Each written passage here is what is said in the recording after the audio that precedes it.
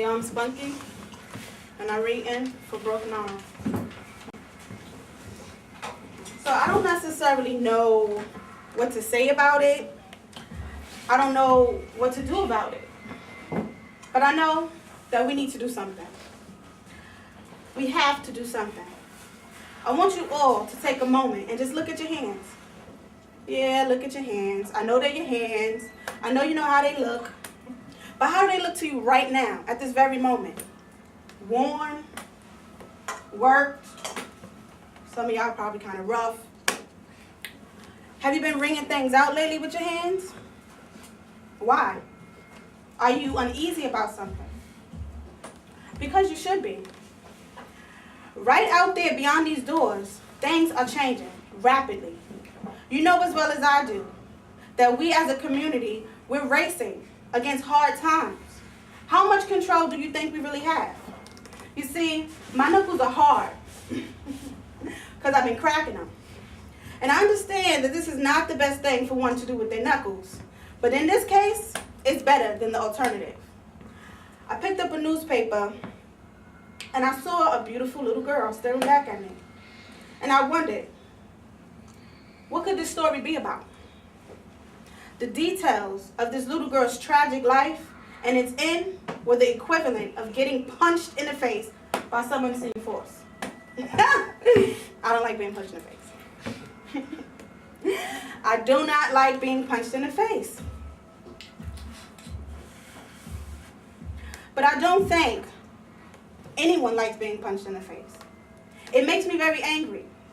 Oh yes, I had a reaction to that terrible tale. I read it in the paper. Please, allow me to volunteer myself to be locked in a cell with dear old dad. And if he indeed one moment to deliver the blow that ended this child's life, then let's see what this guy can do with the terribly confining room and someone who can fight him back. I'll give him a fair chance, all right. I won't even pull out the brass knuckles. That was my reaction. But then as I paced back and forth across the loft's old beat wooden floor, cursing under my breath, it was Sacred Sage who made a very valid point. Ultimately, violence will only perpetuate more violence.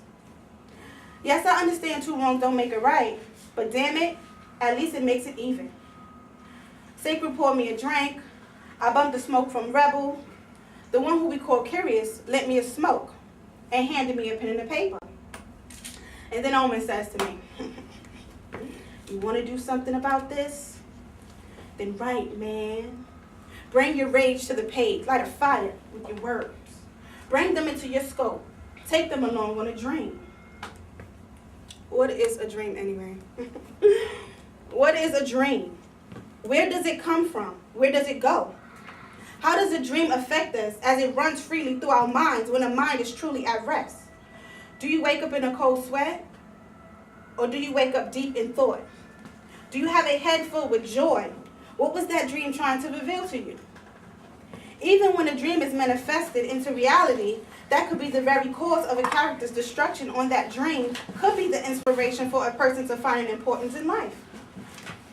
That's just a few thoughts and questions that a person might ask themselves. What is a good dream? How do we define bad dreams? Do dreams only affect humans? Or do dreams touch every form of life on the face of the planet Earth? Do cats dream? Meow. How about dogs? Do the birds dream of flight? Do the trees dream of growth? Maybe if we all understood that cats dream, and dogs dream, and trees dream, along with birds, we all dream. Therefore, we are connected in some way. And just maybe in knowing that we are all connected, perhaps it would be a little more difficult to inflict cruelty and pain on each other. I don't know, just a thought. It's difficult though, isn't it? I mean, it would be very hard to deny that there is some kind of polar opposite energies pulling against each other out there, right? You can't see it. You can't touch it, You can't taste it, or maybe you shouldn't be tasting it. But I ask you, can you feel it? There was this horizontal painting hanging on the wall. I had to assume that it was new and rather unnerving. That space, here I am. In my space lightly, I sip at my favorite beverage, blood. The blood of fruit sacrificed at the peak of ripeness, just at the second half of the bottle. I see my reflection off of my glass. I reflect it as it reflects me slowly. My eyes shift, scanning a big space from mine. Through my condemned window, I have a grim smirk, mouthless, because it's here, like it was yesterday, the day before, and the day before, that I taste it. Yes, it's there, dominance. What does it taste like? Lust on this taste of lips. The smell of it is proper enough to actually end this. Oh, soul. Once I've touched your soul, consider it wrecked. It's destroyed. Yes. You see me, I am what I am. I came to you when you were in need. I came to you when you were frustrated. I came to you when you were down on your luck. When revenge had taken its course. I made it easy for you. I spoke to you. I gave you the blueprint on how you should handle this, but you were weak. Because you let the other side cross and interrupt our bond. But it's okay. I respect you for being extremely strong, being nourished from a source that's the opposite of me. But that could only last but for so long. My lost ones, because there are depths.